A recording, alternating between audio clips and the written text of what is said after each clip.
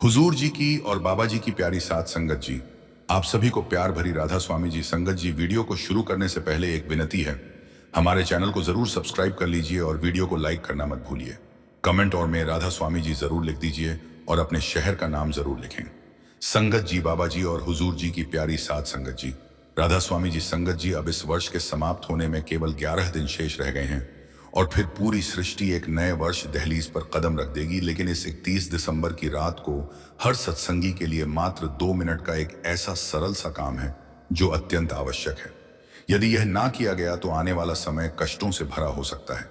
जीवन में उलझने और परेशानियां बढ़ सकती हैं, तबाही आ सकती है। संगत जी, हम अक्सर सोचते हैं कि एक सत्संगी होने के नाते हम 31 दिसंबर की रात को क्या विशेष करते हैं।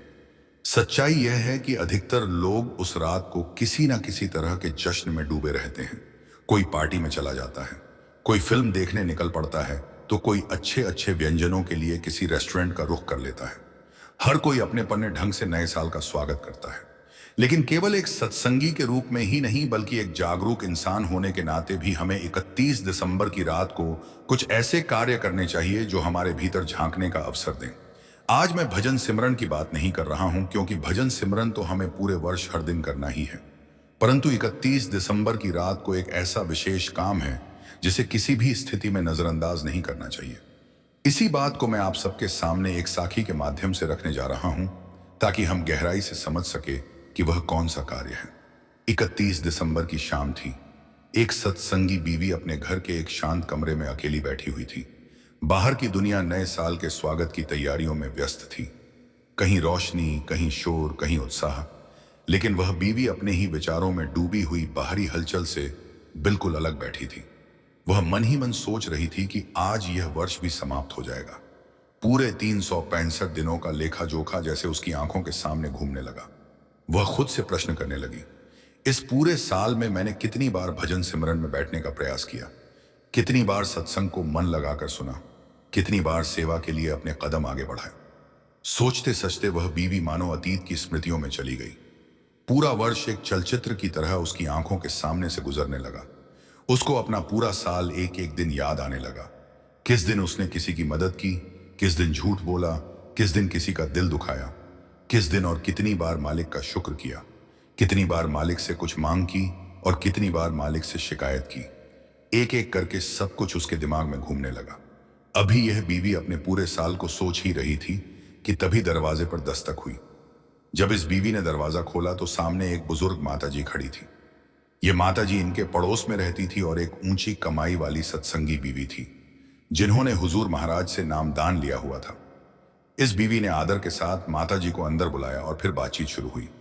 बातों बातों में इस बीवी ने बताया, माँ जी, आपके आने से पहले मैं अपने पूरे साल के हर एक दिन को याद कर रही थी कि कब और किस दिन मैंने क्या क्या किया। और जब सब कुछ मुझे याद आया तो मुझे खुद पर शर्म आने लगी कि मैंने एक पूरा साल यानी 365 दिन में एक बार भी मालिक का शुक्र नहीं किया। मालिक से बस शिकायत की और कोई ना कोई चीज मांगती रही। बुजुर्ग माताजी ने पूरी बात ध्यान से सुनी और समझाया, बेटा, अब जो साल बीत गया उसको याद करने से हमें दुख ही होगा, लेकिन अब जो हमारे हाथ में है उसको संभाल लें तो वह भी बहुत बड़ी बात होगी। कल से नया साल शुरू होने जा रहा है और हर इंसान को आज 31 की रात को यह शब्द मालिक को याद करते हुए, बाबा जी को याद करते हुए दोहराने हैं, जो अब मैं बताने जा रही हूं। इन शब्दों को ध्यान से सुनना। फिर माताजी ने बताया कि हमें बाबा जी से अरदास करते हुए कहना है, हे मेरे मालिक, मेरे बाबा जी, आज नए साल से पहले मैं आपके सामने खाली मन लेकर आई हूं। आज मैं आपसे कुछ मांगने नहीं आई, क्योंकि मुझे समझ आ गया है कि आपने मुझे जरूरत से ज्यादा दिया है और मैंने कदर नहीं की। इस बीते साल में आप हर मोड़ पर मेरे साथ रहे। जब रास्ता साफ था तब भी, और जब मैं खुद ही भटक गई तब भी आपने मेरा हाथ नहीं छोड़ा। लेकिन मैंने आपको अक्सर तभी याद किया जब किसी दर्द ने, किसी तकलीफ ने आवाज दी, जब परेशानी ने दरवाजा खटखटाया। लेकिन जैसे ही मेरे जीवन में सुख आया तब मैं आपको भूल गई। इस भूल के लिए मुझे माफ कर देना। मैं आपसे यह अरदास करती हूं कि इस नए साल में मेरे भीतर इतना विवेक भर देना कि मैं हालात से नहीं, आपकी रजा से चलना सीख जाऊं। जो मिले उसे आपकी मेहर समझ सकूं और जो छिन जाए उसे भी आपकी मर्जी मानकर स्वीकार कर सकूं। हे मेरे मालिक, मुझे ऐसा मन दे देना जो दूसरों की तुलना करने से, दूसरों की परख करने से दूर रहे, जो दूसरों की तरक्की देखकर जलने के बजाय दूसरों की खुशी में खुश होना सीखे, जो दूसरों की कमियां देखने से पहले अपने दोष पहचानने की हिम्मत रखे। हे मेरे मालिक, मुझे इतनी शक्ति देना कि भले मेरी लगन कमजोर हो लेकिन मेरा भाव कमजोर ना पड़े। जब भी मेरा मन भटके मुझे धीरे से वापस बुला लेना। हे मेरे परम मालिक, इस आने वाले पूरे वर्ष में ऐसा एक भी सप्ताह ना आने देना जब मैं सत्संग से दूर रह जाऊं। सत्संग मेरे लिए केवल सुनने की बात बनकर ना रह जाए, बल्कि वह मेरे जीवन का हिस्सा बन जाए। मेरे बोलने में कोमलता उतर आए, मेरे स्वभाव में सहनशीलता बस जाए और मेरे हर कर्म में सच्चाई की खुशबू फैल जाए। हे मेरे दयालु, मुझे सेवा का ऐसा भाव प्रदान करना जिसमें कोई दिखावा ना हो, कोई अहंकार ना हो। मेरे मन में यह बोध सदा बना रहे कि सेवा करके मैं किसी पर उपकार नहीं करती, बल्कि सेवा का अवसर देकर आप ही मुझ पर अपनी अपार कृपा बरसाते हो। हे मेरे मालिक, इस नए वर्ष में चाहे मेरे हिस्से में सुख कम आए या दुख अधिक, चाहे मेरी परीक्षाएं सरल हो या अत्यंत कठिन, बस इतना कर देना कि मेरा मन तुझसे कभी दूर ना हो, मेरे होठों से कभी शिकायत के शब्द ना निकले और मेरा भरोसा हर परिस्थिति में एक बना रहे। हे मेरे दयालु, मेरी इस छोटी सी विनती को स्वीकार करना, और यदि कभी मैं राह से भटक जाऊं, कमजोर पड़ जाऊं या हिम्मत हारने लगूं, तो मुझे छोड़ना नहीं, मेरा हाथ थामे रखना और मुझे फिर से संभाल लेना। संगत जी, उस बीवी ने उस वृद्ध माता जी की बातें बड़े ध्यान और श्रद्धा से सुनी। जब माता जी उनके घर से विदा हो गई तो उसी 31 दिसंबर की रात उस बीवी ने पूरी आस्था और विश्वास के साथ यह प्रार्थना बाबा जी के चरणों में अर्पित की। और संगत जी, यही अरदास हमें भी नए साल की शुरुआत से पहले करनी चाहिए, ताकि आने वाला समय खुशियों से भरा हो। और यदि कभी जीवन में दुख आ भी जाए तो ना हमारा मन घबराए और ना ही हमारे विश्वास की डोर कमजोर पड़े। संगत जी पर व्यास डेरे की कैंटीन में घटी एक घटना सुनाते हैं। अगर समय रहते ना पता लगता तो बहुत बड़ी तबाही मच सकती थी, लेकिन संगत जी बाबा जी के होते हुए कोई घटना कैसे घट सकती थी, आइए डिटेल में सुनते हैं। उस दिन कैंटीन की रसोई में हमेशा की तरह संगत के लिए भोजन तैयार किया जा रहा था। हर सेवादार अपनी अपनी जिम्मेदारी पूरी लगन से निभा रहा था। किसी को पूरियां तलने की सेवा मिली हुई थी, कोई चाय बनाने में जुटा था तो किसी की ड्यूटी सब्जी पकाने की थी। वहीं कुछ सेवादार कैंटीन की साफ सफाई में लगे हुए थे, ताकि हर व्यवस्था सुचारू रूप से चलती रहे। इसी रसोई में उस दिन संगत के लिए एक बड़े पतीले में खीर बनाई जा रही थी। एक सेवादार लगातार उस विशाल पतीले में बड़ी कड़छी चलाए जा रहा था, ताकि खीर नीचे से लगे नहीं और अच्छे से पकती रहे। वह पूरे ध्यान और जिम्मेदारी के साथ खीर को चलाता रहा। कुछ समय बाद जब खीर पूरी तरह तैयार हो गई तो उसमें ड्राई फ्रूट डाले गए और फिर खीर को बड़े पतीले से निकालकर 2 बड़े ड्रमों में भर दिया गया, जिन्हें बाद में काउंटर पर रखा जाना था। सभी सेवादारों ने अपनी अपनी सेवा के अनुसार खाना पानी तैयार किया और तैयार सामग्री कैंटीन के काउंटर तक भिजवा दी गई। कुछ ही मिनटों बाद कैंटीन के दरवाजे खोल दिए गए और संगत अंदर आने लगी। जिसे जो चाहिए था वह उसी अनुसार काउंटर की लाइनों में लग गया। खीर वैसे भी अधिकतर लोगों की पसंदीदा होती है, इसलिए खीर के लिए अलग से 2 काउंटर लगाए गए थे। दोनों काउंटरों पर लंबी लंबी कतारें लग चुकी थी। सेवादार ने सबसे आगे खड़े भाई को खीर देने के लिए जैसे ही अपना हाथ आगे बढ़ाया, उसी पल उसके पास कोई आया और उससे कहा कि खीर अभी संगत में नहीं बांटनी है। जब सेवादार को बताया गया कि यह हुजूर महाराज जी का हुक्म है, तो उसने बिना कोई सवाल किए तुरंत उस आदेश की पालना की। जिस भाई को सबसे पहले खीर देने वाले थे, सीधी दिन थी, उसे भी रोक दिया गया। इस बात से कतार में खड़ी संगत को थोड़ी नाराजगी हुई। माहौल बिगड़ता देख सेवादार ने हाथ जोड़कर सबसे विनम्र निवेदन किया और संगत को समझाया कि थोड़ी देर बाद खीर दोबारा बांटी जाएगी। अभी ऊपर से हुक्म आया है कि खीर का वितरण रोक दिया जाए। सेवादार की विनती सुनकर संगत भी शांत हो गई और सबने संयम बनाए रखा। कुछ ही समय बाद एक और सेवादार कैंटीन में आया और उसने आकर नया संदेश दिया। उसने कहा कि काउंटर नंबर 2 पर रखी खीर को संगत में बांटना शुरू कर दिया जाए, लेकिन काउंटर नंबर 3 पर जो खीर का ड्रम रखा है उसे डेरे के पीछे खेतों की तरफ ले जाकर जमीन में दबा दिया जाए। यह आदेश सुनते ही खीर की सेवा कर रहे सेवादार के मन में हैरानी और उलझन दोनों पैदा हो गई। वह सोचने लगा कि इतनी मेहनत से बनाई गई खीर को आखिर मिट्टी में क्यों डलवाया जा रहा है, लेकिन यह हुजूर महाराज जी का हुक्म था और हुक्म के आगे किसी की अपनी समझ नहीं चलती। आज्ञा का पालन करते हुए 2 सेवादार उस ड्रम को जिसमें खीर भरी हुई थी उठाकर खेतों की दिशा में ले चले। वहां पहुंचकर जमीन में एक गहरा सा गड्ढा खोदा गया। इसी बीच आसपास मौजूद थोड़ी सी संगत भी वहां आकर खड़ी हो गई। लोग आपस में धीमी आवाज में चर्चा करने लगे। इतनी अधिक मात्रा में खीर को जमीन में क्यों डाला जा रहा है? आखिर इसके पीछे कारण क्या है? दोनों सेवादारों ने पूरी ताकत लगाकर उस भारी ड्रम को उठाया और गड्ढे के ऊपर झुका दिया। जैसे ही ड्रम को उलटा गया, खीर के साथ साथ एक मरा हुआ जहरीला सांप भी बाहर आ गिरा। यह दृश्य देखते ही वहां खड़े सभी लोग सन्न रह गए। कुछ पल के भीतर ही यह बात आसपास खड़ी संगत में फैल गई और हर किसी को समझ आ गया कि खीर के साथ वास्तव में क्या हुआ था। जब कैंटीन में खीर लेने के लिए कतार में खड़ी संगत को यह पता चला कि महाराज जी ने खीर इसलिए रुकवा दी थी क्योंकि उसमें सांप था, तो वातावरण पूरी तरह बदल गया। लोगों की आंखें भर आईं, कई संगत रो पड़ी। हर ओर यही चर्चा होने लगी कि महाराज जी ने अपनी संगत की रक्षा की है। अपनी कोठी में बैठे बैठे ही उन्हें यह ज्ञात हो गया था कि खीर के ड्रम में सांप है और उन्होंने एक भी संगत को वह खीर लेने नहीं दी। जिस सेवादार ने खीर बनाई थी और उसे ड्रम में भरा था, उसका मन भीतर तक विचलित हो गया। वह बार बार यही सोचता रहा कि वह तो पूरी प्रक्रिया के दौरान वहीं मौजूद था, फिर वह जहरीला सांप ड्रम के अंदर पहुंचा कैसे? उसी दिन वह सेवादार महाराज जी के दर्शन के लिए गया। भावनाओं से भरे मन के साथ उसने उनसे क्षमा मांगनी शुरू कर दी। उसने कहा, महाराज जी, शायद मुझसे कहीं कोई भूल हो गई, उसी कारण वह सांप ड्रम में चला गया और मुझे पता तक नहीं चला। ऊपर से गर्म खीर भी उसी पर पड़ गई। महाराज जी ने उसे शांत किया और बड़े स्नेह से समझाया कि इसमें उसकी कोई भी त्रुटि नहीं है। उन्होंने कहा कि उस सांप की मृत्यु इसी प्रकार लिखी हुई थी। महाराज जी ने सेवादार को समझाया कि वह अपने मन में कोई अपराध बोध ना रखे और स्वयं को दोषी ना माने। संगत जी, अब आपको व्यास डेरे के लंगर घर में हुई एक अनोखी घटना को, यह घटना डेरे में घटित हुई थी और इसका संबंध एक छोटे से बच्चे से है। यह बच्चा अपने पूरे परिवार के साथ उत्तर प्रदेश से डेरा आया हुआ था।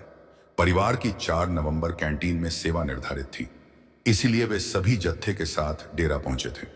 बच्चे के माता पिता नियमित सेवादार थे, इसी कारण उनका डेरा आना जाना अक्सर बना रहता था। वह बच्चा अपनी माँ, पिता और बड़ी बहन के साथ कई बार डेरा आ चुका था और सेवा के वातावरण से भली भांति परिचित था। जिस दिन यह अद्भुत घटना हुई, उस दिन भी पूरा परिवार जत्थे के साथ डेरा पहुंचा था और कैंटीन में अपनी सेवा निभा रहा था। देखने में वह बच्चा बिल्कुल सामान्य लगता था। स्वस्थ शरीर, चेहरे पर मासूम मुस्कान, बाकी बच्चों की तरह हंसना खेलना और अपने माता पिता के साथ सेवा में हाथ बटाना। बाहर से कोई भी यह अंदाजा नहीं लगा सकता था कि उसके जीवन में कोई बड़ी कमी है, लेकिन उस बच्चे के भीतर एक गहरी पीड़ा छिपी हुई थी। वह जन्म से ही बोलने में असमर्थ था। उसके माता पिता ने अपने शहर के कई डॉक्टरों को दिखाया था, बार बार जांच करवाई, हर संभव इलाज कराया, लेकिन किसी से भी उन्हें संतोषजनक परिणाम नहीं मिला। उम्मीद और निराशा के बीच झूलते हुए उन्होंने हार नहीं मानी। किसी परिचित की सलाह पर वे बच्चे को दूसरे शहर ले गए, जहां इस समस्या से जुड़े एक विशेषज्ञ डॉक्टर से मुलाकात करवाई। उस डॉक्टर ने बच्चे की विस्तार से जांच की, सारी रिपोर्ट्स देखी और पूरी गंभीरता से स्थिति समझाई। उन्होंने कहा कि ऑपरेशन करके कोशिश की जा सकती है और लगभग 80 से 90% संभावना है कि बच्चा बोलना शुरू कर दे। लेकिन साथ ही उन्होंने यह भी साफ शब्दों में बताया कि ऑपरेशन के बाद बच्चे के पूरी तरह यानी 100% ठीक हो जाने की कोई निश्चित गारंटी नहीं दी जा सकती। फिर भी यही वह उम्मीद थी जिसके सहारे बच्चे के माता पिता आगे बढ़ रहे थे। लेकिन जब डॉक्टर ने ऑपरेशन का खर्च बताया तो बच्चे के मम्मी पापा मायूस हो गए। डॉक्टर ने बताया कि 7 से 8 लाख का खर्च आएगा और उसके बाद भी कोई गारंटी नहीं है कि बच्चा बोल पाएगा। यह जो परिवार है, यह इतना सक्षम नहीं है कि 7 से 8 लाख का बोझ उठा सके। बच्चे के पापा किसी फैक्ट्री में काम करते हैं। अब एक छोटी सी नौकरी करने वाले इंसान के लिए 8 लाख जुटा पाना कोई आसान बात नहीं होती, और वह भी तब जब डॉक्टर 100% गारंटी भी नहीं दे रहे। साथ संगत जी, 8 से 10 हजार की नौकरी करने वाला एक इंसान कहां से इतनी बड़ी रकम का इंतजाम कर पाएगा? अस्पताल से वह वापस अपने घर लौट आए और अब उन्होंने मान लिया कि शायद हमारे कोई ऐसे कर्म होंगे जो हमारा बच्चा गूंगा पैदा हो गया। साथ संगत जी, जब बच्चे को कोई दिक्कत आती है तो माँ बाप का क्या हाल होता है, यह मुझे आपको बताने की जरूरत नहीं है जी, यह आप भी महसूस कर सकते हैं जी। और जब बात इतने महंगे इलाज की आ जाए तो माँ बाप अपने आप को बेबस समझने लगते हैं, क्योंकि उन्हें ऐसा लगने लगता है कि पैसे ना होने की वजह से हमारा बच्चा कभी ठीक नहीं हो पाएगा। अब इस परिवार ने सब कुछ बाबा जी पर छोड़ दिया और बाबा जी से कहा कि आपका बच्चा है, जो आपको ठीक लगे वह करना जी। यह परिवार शुरू से ही डेरे से जुड़ा हुआ था और जो बच्चे के पापा हैं, उनके मम्मी पापा ने हुजूर महाराज जी से नामदान लिया था और बच्चे के मम्मी पापा ने बाबा जी से नामदान लिया था। यह परिवार बरसों से सत्संग के मार्ग पर चला आ रहा था और सदगुरु के प्रति इनका विश्वास एक और गहरा था। लेकिन जब अपने बच्चे के इलाज के लिए उन्होंने हर संभव जगह दस्तक दे ली, दर दर भटके और अंततः पूरी तरह निराश होकर बैठ गए, तभी सदगुरु ने स्वयं आगे बढ़कर उनका सहारा थाम लिया। बाबा जी ने उनकी ऐसी देखभाल की कि जो जीवन की धारा में डूबने के कगार पर था, उसे सुरक्षित किनारे तक पहुंचा दिया। उस बच्चे के लिए बाबा जी ने कुछ विशेष सोच रखा था, जिसके बारे में अब आप आगे सुनने वाले हैं। संगत भली भांति जानती है कि शनिवार के दिन बाबा जी खुली गाड़ी में बैठकर संगत को दर्शन देते हैं। दर्शन के उपरांत प्रसादी वितरित होती है और जो भी संगत अपने भाव और इच्छा से सेवा अर्पित करना चाहती है, वह सेवा पेटी में अपनी भेंट डाल देती है। उस दिन भी बाबा जी ने ओपन कार में विराजमान होकर संगत को दर्शन दिए। जब बाबा जी की दृष्टि एक एक कर संगत पर पड़ी, तो उसके बाद जो घटित हुआ वह हर किसी के लिए आश्चर्य से भर देने वाला था। दर्शन समाप्त होने के बाद संगत पंडाल से बाहर की ओर बढ़ने लगी। उसी समय वह बच्चा अपने पिता के साथ खड़ा था, जबकि उसकी माता और बड़ी बहन महिलाओं की ओर मौजूद थीं। बच्चे के पिता ने अपने बेटे से सेवा डालने को कहा और उसी क्षण उन्होंने भीतर से उठती हुई अरदास बाबा जी के चरणों में रख दी। हे मेरे सतगुरु, यह भी आपका ही बच्चा है, इस पर अपनी कृपा कर दीजिए। इसके बाद पिता ने प्रसादी ली और बच्चे के साथ बाहर आ गए। कुछ ही देर में बच्चे की मम्मी और बहन भी उनसे आ मिली। फिर क्या था, पूरा परिवार एक साथ होकर दोबारा कैंटीन की सेवा में जुट गया, जैसे हर दिन करता था। लेकिन उनके मन में उस अरदास की गूंज अब भी जीवित थी। इसी तरह वह पूरा दिन बीत गया और रात होते होते सब थक कर सो गए। अगले दिन सुबह बाबा जी का सत्संग होना था, इसलिए परिवार ने सोने से पहले ही तय कर लिया कि सुबह जल्दी उठना है। उन्होंने अलार्म लगाकर लगभग सुबह 5 बजे का समय सेट किया और फिर विश्राम करने चले गए। लेकिन सुबह अलार्म बजने से पहले ही लगभग तड़के पूरा परिवार अचानक जाग उठा। जैसे ही उनकी नजर अपने बच्चे पर पड़ी, वे हैरानी से सन्न रह गए। वही बच्चा जो जन्म से बिल्कुल गूंगा था, जिसके मुंह से आज तक कभी हां या हूं जैसी कोई आवाज तक नहीं निकली थी, आज अपने होठों से स्पष्ट आवाजें निकाल रहा था। यह दृश्य देखकर बच्चे के पिता घबरा गए, हैरान भी हुए और भावनाओं से भर गए। उन्होंने तुरंत बच्चे को अपनी गोद में उठा लिया और प्यार प्यार से उससे और बोलने की कोशिश करने लगे। मां और पिता दोनों ही उसे उत्साहित कर रहे थे, बार बार स्नेह से उसे शब्द दोहराने के लिए कह रहे थे। तभी वह पल आया जिसने पूरे परिवार की दुनिया बदल दी। बच्चे ने अपने मुंह से पहली बार साफ साफ कहा, मां। यह सुनते ही पूरे परिवार का हर्ष शब्दों में समा नहीं पाया। ऐसा प्रतीत हुआ जैसे वर्षों की साधना और प्रतीक्षा का फल एक ही क्षण में मिल गया हो। इसके बाद बच्चे से बाबा जी कहलवाने का प्रयास किया गया। थोड़ी देर के स्नेह और धैर्य भरे प्रयासों के बाद बच्चे के होठों से शब्द निकल आए। बाबा जी अपने बच्चे की आवाज सुनते ही माता पिता दोनों भावनाओं से भर उठे। उन्होंने हाथ जोड़कर अपने सदगुरु के चरणों में कृतज्ञता प्रकट की। एक बार नहीं बल्कि बार बार उनकी आंखों से बहते आंसू रुकने का नाम ही नहीं ले रहे थे। जिस कार्य को लेकर बड़े बड़े डॉक्टर भी पूरी तरह आश्वस्त नहीं थे, जिसे वे असंभव मान बैठे थे, वही कार्य सदगुरु ने पल भर में साकार कर दिखाया। साध संगत जी, जब हम स्वयं को पूरी तरह सदगुरु के सुपुर्द कर देते हैं तो सदगुरु स्वयं हमारी संभाल अपने हाथों में ले लेते हैं। जैसे पिता की गोद में आते ही बच्चा स्वयं को सुरक्षित अनुभव करता है।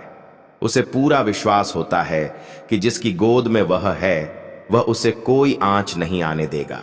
उसी प्रकार जब हम सतगुरु की शरण में जाते हैं तो हमारे भीतर यह दृढ़ विश्वास जन्म लेता है कि सतगुरु हमारी रक्षा अवश्य करेंगे। इसलिए जीवन में विश्वास का होना अत्यंत आवश्यक है। संगत जी, बात गुरु घर के लंगर की चल रही है तो यह जानना भी बहुत जरूरी है कि व्यास डेरे में इतना विशाल लंगर घर कैसे बना था। और सच में व्यास का लंगर घर बनना किसी चमत्कार से कम नहीं था। सबसे पहले हम आपको यह बता दें कि व्यास डेरे का विशाल लंगर घर हुजूर महाराज जी ने बनवाया था। उन दिनों की बात है जब डेरे में भंडारे लगते थे और दूर दूर से संगत खींची चली आती थी। आज की तुलना में उस समय संगत की संख्या भले ही कम मानी जाए, लेकिन तब भी डेरे में आने वालों की कमी नहीं होती थी। एक रात आधी रात के करीब हुजूर महाराज जी ने अपने कमरे से बाहर कुछ हलचल और आवाजें सुनी। जब महाराज जी बाहर आए और देखा तो दृश्य देखकर उनका हृदय भर आया। संगत आधी रात में भी लंगर खाने के लिए कतारों में खड़ी थी। उन दिनों डेरे का लंगर घर बहुत छोटा हुआ करता था, जहां एक समय में मुश्किल से 1500 से 2000 संगत ही बैठकर भोजन कर पाती थी। महाराज जी ने देखा कि लंगर घर के बाहर लंबी लाइन लगी हुई है और आधी रात तक संगत अपनी बारी का इंतजार कर रही है। यह दृश्य महाराज जी से देखा नहीं गया। उस पूरी रात वे सो नहीं पाए। उनके मन में बार बार यही विचार आता रहा कि मेरी संगत को यूं आधी रात तक भूखे पेट खड़ा रहना पड़े। इसका कोई ना कोई समाधान अवश्य होना चाहिए। अगली सुबह महाराज जी ने तुरंत एक बैठक बुलवाई और डेरा कमेटी के अधिकारियों के साथ विस्तार से इस विषय पर चर्चा की। महाराज जी ने स्पष्ट शब्दों में कहा कि डेरे में सबसे पहला काम अब एक विशाल लंगर घर का होना चाहिए। ऐसा लंगर घर जिसमें एक साथ कई हजार संगत बैठकर लंगर ग्रहण कर सके और किसी को भी रात भर भूखा ना रहना पड़े। कमेटी के साथ बैठक समाप्त होने के बाद महाराज जी ने डेरे में सेवा कर रहे उन सेवादारों से भी बातचीत की जिन्हें इस प्रकार के निर्माण कार्य का अनुभव था। उन सेवादारों ने महाराज जी से कहा कि महाराज जी, इतना बड़ा लंगर घर तो बन जाएगा, लेकिन उस कार्य के लिए एक बहुत विशाल और पूरी तरह समतल भूमि की आवश्यकता है। उन दिनों डेरे के पास काफी बड़ी जमीन तो थी, पर वह ऊबड़ खाबड़ थी।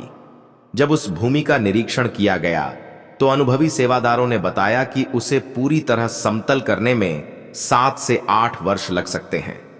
महाराज जी ने यह सुनकर कहा, आप काम शुरू करवा दीजिए, बाकी मैं संभाल लूंगा। इसके बाद महाराज जी का हुक्म जारी हुआ कि डेरे में मिट्टी की सेवा आरंभ की जा रही है और अधिक से अधिक संगत इस सेवा में भाग ले।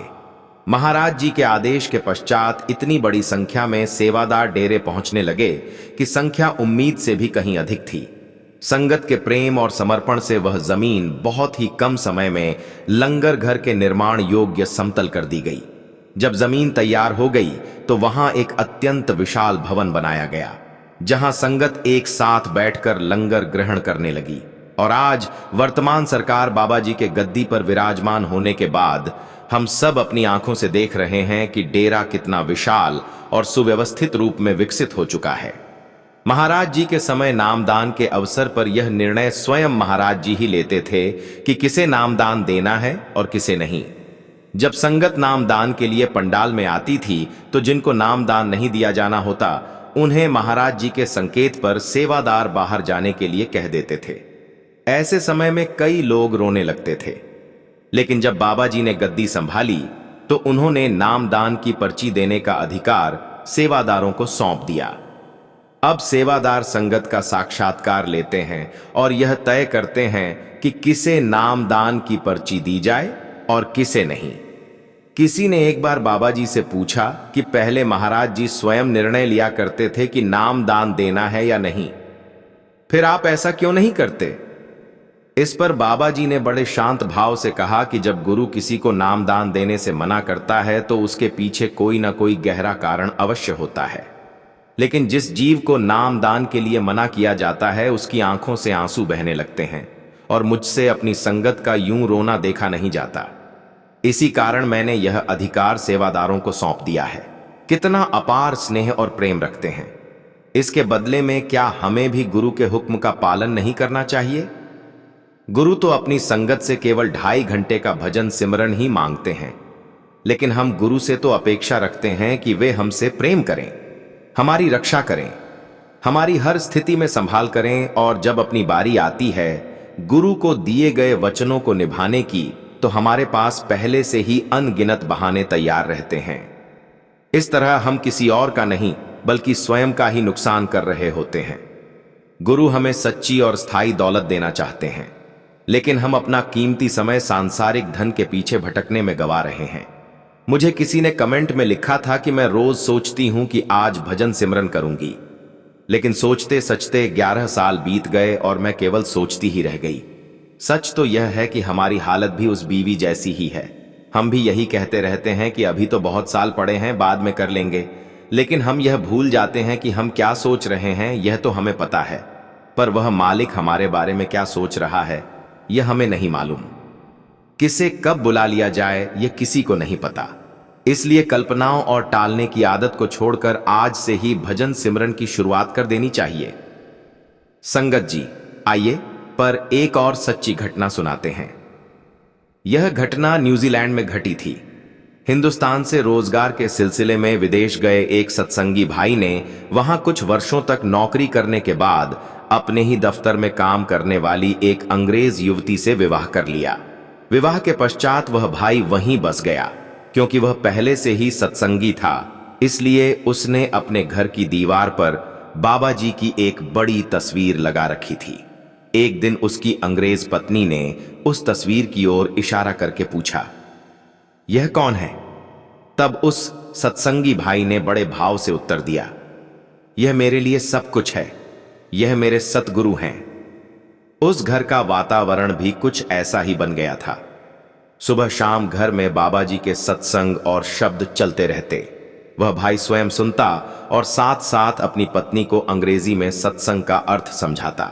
धीरे धीरे उसकी पत्नी का झुकाव भी अध्यात्म की ओर होने लगा। वह अपने पति के साथ सत्संग में जाने लगी, सेवा में हाथ बटाने लगी। कुछ समय बीतने के बाद उसने भी नामदान ग्रहण कर लिया। लगभग 4 वर्ष बाद उनके घर एक पुत्र का जन्म हुआ। गोरा चिट्टा बेहद सुंदर बच्चा पाकर दोनों पति पत्नी की खुशी का ठिकाना ना रहा। समय यूं ही बीतता गया और 6 महीने निकल गए। लेकिन जैसे जैसे बच्चा बड़ा होने लगा, माँ बाप ने महसूस किया कि उनका बच्चा दूसरे बच्चों की तरह व्यवहार नहीं कर रहा। जब बच्चा 1 वर्ष का हो गया, तब भी वह बिना सहारे के खड़ा नहीं हो पाता था और ना ही कुछ बोलता था। यह देखकर दोनों माता पिता की चिंता बढ़ने लगी। वे अपने बच्चे को लेकर डॉक्टरों के पास गए। कई जांचें और परीक्षण हुए, लेकिन डॉक्टर ने जो निष्कर्ष बताया उसे सुनकर पति पत्नी भीतर से पूरी तरह टूट गए। डॉक्टर ने कहा कि उनका बच्चा शारीरिक रूप से तो सामान्य है, लेकिन उसका मानसिक विकास एक 2 या 3 वर्ष के बच्चे के स्तर तक ही सीमित है। यह सुनते ही दोनों फूट फूट कर रो पड़े। उन्होंने डॉक्टर से पूछा कि अब उन्हें क्या करना चाहिए। डॉक्टर ने उत्तर दिया कि वे केवल प्रयास कर सकते हैं, पर यह पक्के तौर पर नहीं कहा जा सकता कि बच्चा कभी पूरी तरह ठीक हो पाएगा या नहीं। अब उन दोनों के पास केवल सद्गुरु पर ही भरोसा बचा था, क्योंकि डॉक्टर तो लगभग अपने हाथ खड़े कर चुके थे। समय बीतता गया और उनका बच्चा धीरे धीरे उम्र में बड़ा होता चला गया। अब वह करीब 10 वर्ष का हो चुका था, लेकिन उसका व्यवहार आज भी 1 साल के बच्चे जैसा ही था। घर में पति पत्नी अक्सर बाबा जी की बातें किया करते थे। वह बच्चा भी यह सब सुनता रहता था। दिन भर उसके मुंह से बस बाबा ही निकलता रहता। वह बार बार बाबा जी की तस्वीर की ओर उंगली उठाता और रोने लगता। बाबा के नाम के अलावा उसके मुंह से कोई और शब्द सुनाई नहीं देता था। माता पिता को लगता था कि शायद यह बच्चा बाबा जी के बारे में हमसे कुछ कहना चाहता है, लेकिन बोल पाने में असमर्थ है। साध संगत जी, एक बार सत्संग घर से सूचना मिली कि बाबा जी का सत्संग होने वाला है। यह सुनकर पति पत्नी दोनों बहुत प्रसन्न हो गए, क्योंकि बहुत लंबे समय के बाद उन्हें बाबा जी के दर्शन और सत्संग सुनने का अवसर मिलने वाला था। लेकिन उनके सामने एक दुविधा खड़ी हो गई। यदि वे बच्चे को साथ ले जाते तो उन्हें बच्चों वाले सेक्शन में बैठना पड़ता, जहां शोरगुल रहता है और सत्संग ध्यान से सुन पाना मुश्किल होता है। काफी सोच विचार के बाद उन्होंने बच्चे को खाना खिलाया, सुला दिया और पड़ोसियों से कह दिया कि घर का थोड़ा ध्यान रख लेना, बच्चा अंदर सो रहा है। इसके बाद दोनों सत्संग घर की ओर निकल गए। इधर पीछे बच्चा जब नींद से जागा तो उसने अपने आप को अकेला पाया। उसकी हालत सामान्य बच्चों जैसी नहीं थी। उसकी समझ तो 1-2 साल के शिशु जितनी ही थी। जब उसने अपने आप को घर में अकेला पाया तो वह घबरा गया और जोर जोर से रोने लगा। उधर सत्संग शुरू होने में अभी काफी समय शेष था। इसी बीच बाबा जी अपने ड्राइवर के साथ उस बच्चे के घर पहुंचे। घर में प्रवेश करते ही बाबा जी ने बच्चे के सिर पर प्रेम से हाथ फेरा और उससे बात करने लगे। जो बच्चा अब तक सिर्फ बाबा बाबा बास ही बोल पाता था, वह अचानक बाबा जी से ढेर सारी बातें करने लगा। बच्चा पूरी तरह सहज था, जैसे उसे अपना कोई बहुत अपना मिल गया हो। इसी दौरान कुछ अंग्रेज पड़ोसियों ने देखा कि उस घर का दरवाजा खुला हुआ है। वे अंदर आए तो दृश्य देखकर चौंक गए। उन्होंने देखा कि एक सरदार जी बच्चे के साथ हंस खेल रहे हैं। थोड़ी देर में उन्हें ध्यान आया कि यह तो वही सरदार जी हैं जिनकी तस्वीर दीवार पर लगी रहती है। वे कुछ पूछ ही पाते उससे पहले बाबा जी बाहर निकले, अपनी गाड़ी में बैठे और वहां से चले गए। अब पड़ोसी बच्चे को देखकर हैरान रह गए, क्योंकि जो बच्चा कुछ बोलता भी नहीं था, वह बिल्कुल सामान्य बच्चों की तरह बातें कर रहा था। कुछ समय बाद जब सत्संग समाप्त हुआ तो पति पत्नी घर लौटे। घर का दरवाजा खुला देख दोनों घबरा गए और दौड़ते हुए अंदर पहुंचे। अंदर का दृश्य देखकर वे रुक गए। कई पड़ोसी उनके बच्चे के आसपास बैठे थे और बच्चा उनसे आराम से बातें कर रहा था। अपने बच्चे को बोलते हंसते देखकर माता पिता की खुशी का तो ठिकाना नहीं रहा, लेकिन साथ ही वे पूरी तरह चकित भी थे कि यह सब कैसे हो गया। तब पड़ोसियों ने उन्हें बताया कि थोड़ी देर पहले वही सरदार जी आए थे जिनकी तस्वीर दीवार पर लगी है। वे बच्चे से मिले, कुछ देर उसके साथ रहे और फिर चले गए। पड़ोसियों ने कहा कि पता नहीं उन्होंने कौन सी दवा दे दी कि आपका बच्चा तो एकदम भला चंगा हो गया है, लेकिन उसके बाद तो बच्चा बिल्कुल ठीक हो गया। यह सुनकर पतिप समझ गए कि यह कोई दवा नहीं थी, यह उनके सतगुरु की अपार कृपा थी। यह सब सुनते ही पतिप समझ गए कि स्वयं बाबा जी ही उनके घर आए थे। तभी पड़ोसियों ने उनसे पूछा कि क्या यह सरदार जी कोई डॉक्टर हैं? यह प्रश्न सुनते ही पतिप की आंखों से आंसू थमने का नाम नहीं ले रहे थे। उन्होंने भर्राए स्वर में पड़ोसियों से कहा, हमारे जैसे नालायक लोगों के लिए तो वही सबसे बड़े डॉक्टर हैं, साध संगत जी। ऐसे ना जाने कितने चमत्कार बाबा जी ने अपनी संगत के जीवन में किए हैं। जब संगत स्वयं अपने अनुभव साझा करती है, तभी हम सबको इन घटनाओं के बारे में पता चलता है। इस प्रकार के अलौकिक कार्य कोई साधारण व्यक्ति नहीं बल्कि पूर्ण संत ही कर सकते हैं। मोहाली सत्संग घर की वह घटना तो आप सबने अवश्य सुनी होगी जो हाल ही में घटित हुई थी। कैसे सत्संग घर की पार्किंग में खड़ी एक बंद कार में मृत समझा गया बच्चा स्वयं जीवित हो उठा। इस तरह के अनगिनत चमत्कार आए दिन घटित होते रहते हैं। हमारी यही कोशिश रहती है कि जब भी हमें ऐसी कोई सच्ची जानकारी प्राप्त होती है तो हम उसे इस चैनल के माध्यम से आप संगत के साथ अवश्य साझा करें। साथ संगत जी, यदि आपके जीवन में भी कभी ऐसा कोई अनुभव हुआ हो तो कृपया हमें कमेंट में जरूर बताइए। हम आपके अनुभव को भी पूरी संगत के साथ साझा करेंगे। संगत जी, अब जाते जाते आपसे एक ही विनती है, आपके कमेंट में राधा स्वामी जी लिखें, कीजिए।